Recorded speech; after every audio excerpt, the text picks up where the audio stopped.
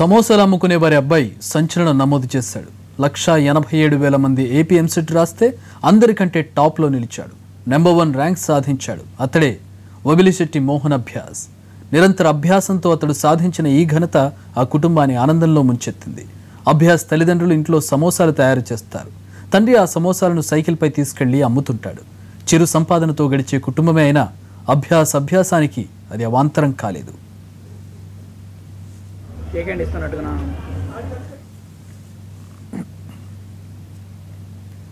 AP ఎంసెట్లో Mohan Abhyas first rank సాధించడంపై కుటుంబ సభ్యులు ఉబ్బి తబ్బిబ్బవుతున్నారు. ఇక అభ్యాస ఆనందానికి అవధుల్లేవు. తన కుటుంబ సభ్యుల తోడ్పాటు, కాలేజీలో లెక్చరర్ల సహకారంతోనే ఇది సాధ్యమైందంటున్నాడు అభ్యాస్. ఎంసెట్ విడుదల చేసినటువంటి ఫలితాలలో మోహన్ అభ్యాస్ స్టేట్ టాపర్గా నిలిచారు. స్టేట్ టాపర్గా నిలిచినటువంటి మోహన్ అభ్యాస్ ఆ ర్యాంకు సాధించడానికి ఎటువంటి కష్టాన్ని పడ్డాడో, అతని యొక్క సక్సెస్ సీక్రెట్స్ ఏంటి అతనే తెలుసుకుందాం. ప్రస్తుతం మనం మోహన్ అభ్యాస్ మనతో ఉన్నారు. ఆయన తెలుసుకుందాం. Hi, congratulations. ముందుగా మీరు అంటే ఈ ర్యాంకు సాధించడానికి ఎట్లా కష్టపడ్డారు, ఎన్ని గంటలు శ్రమ చేశారు, ఏంటి ఎట్లా ఉంది? సార్స్ మంచి టైం టేబుల్ ఇచ్చేవారు, చదువుకునేవాడిని. అమ్మ వాళ్ళు కూడా సహకరించేవారు, ఇంట్లో చదువుకునేవాడిని.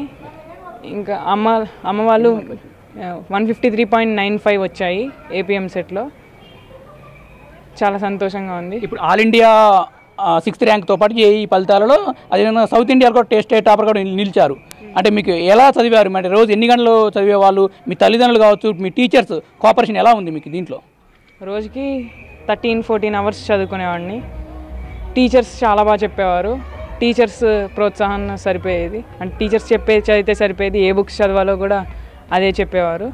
దానివల్లే ఈ ఫలితానికి కారణం. అమ్మమ్మ అందరూ ప్రోత్సాహంతో సాధించారు. మీ నాన్నగారు అంటే ఎటువంటి అంటే డైరెక్షన్స్ ఎలా ఇచ్చేవాడు?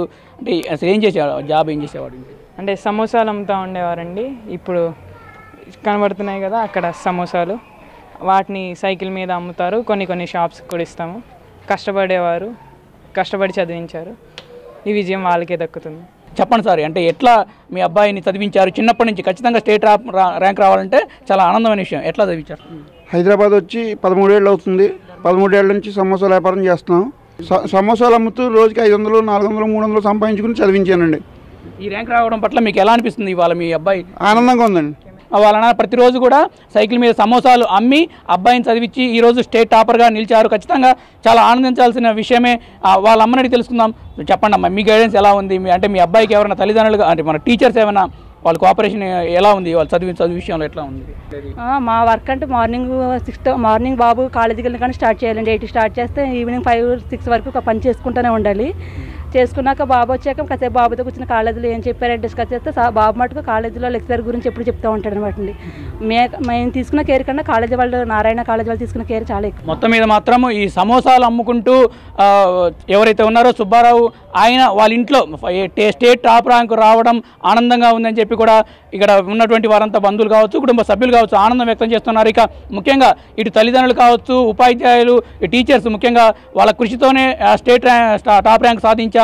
ఇక భవిష్యత్తులో కూడా కష్టపడి చదివితే ఏది సాధ్యం కాదు, అంటే ప్రతి ఒక్కటి ఏదైనా సాధ్యం అవుతుందని చెప్పి కూడా ఎవరైతే Mohan Abhyas state top rank సాధించినటువంటి మోహన్ అభ్యాస్ చెప్తున్న పరిస్థితి మాత్రం ఇక్కడ ఉంది.